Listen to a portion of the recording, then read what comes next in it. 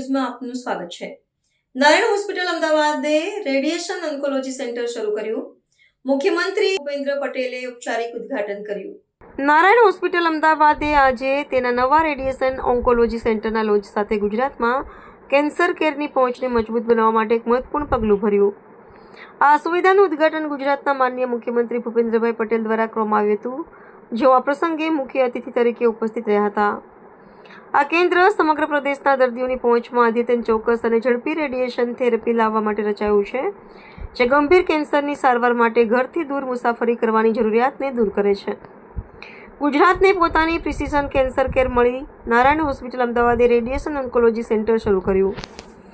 ગુજરાતના માનનીય મુખ્યમંત્રી શ્રી ભૂપેન્દ્ર પટેલે સમગ્ર પ્રદેશના દર્દીઓને ઝડપી અને વધુ સચોટ સારવાર પૂરી પાડવા માટે આલ્સિયોન ટેકનોલોજીથી સજ્જ સુવિધાનું ઔપચારિક ઉદ્ઘાટન કર્યું।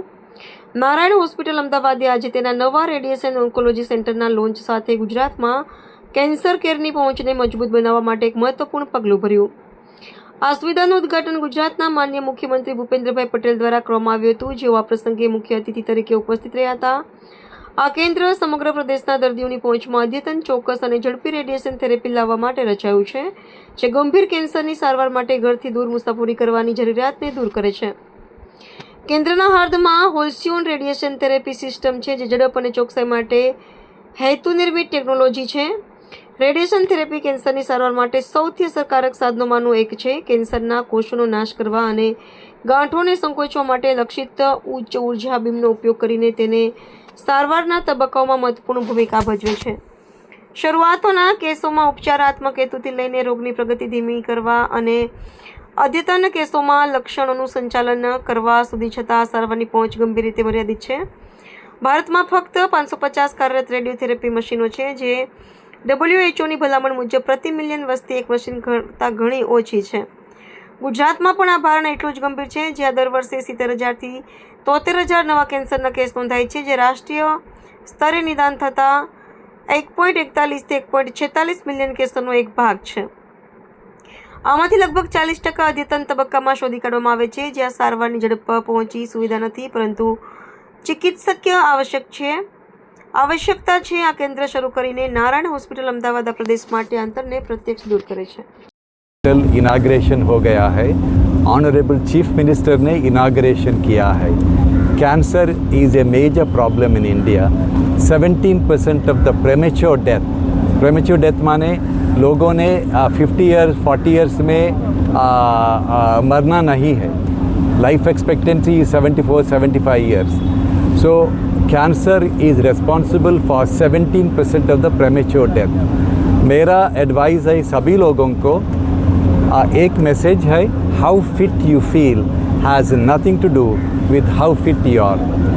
एवरी ईयर आप एनुअल हेल्थ चेकअप करना है, उसे ब्लड टेस्ट करना है, एको ECG, अल्ट्रासाउंड और लो डोज CT स्कैन करने से most of the cancers can be detected at a early stage.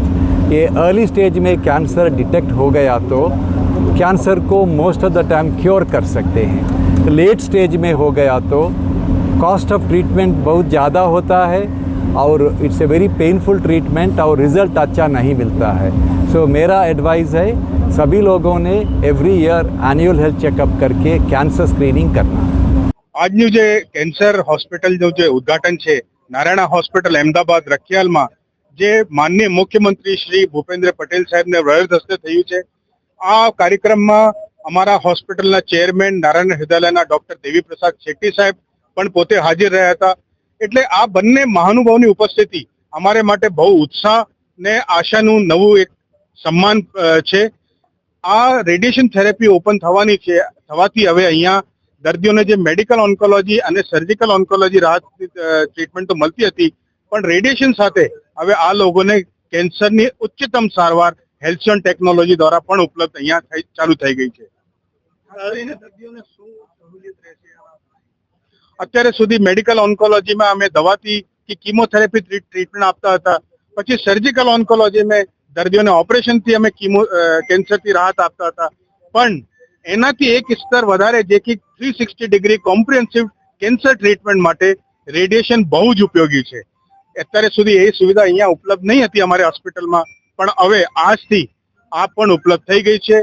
દરેક દર્દીઓ માટે cash, corporate, TPA, insurance, Ayushman બધા માટે આ સુવિધા ચાલુ થઈ ગઈ છે. અમે એવું આશા રાખીએ છીએ એનાથી દર્દી લાભ લેશે ને હજારો કેન્સરના રોગીઓ માટે નવું સ્વસ્થ જીવનનું એક આશાની કિરણ ઊભી થશે.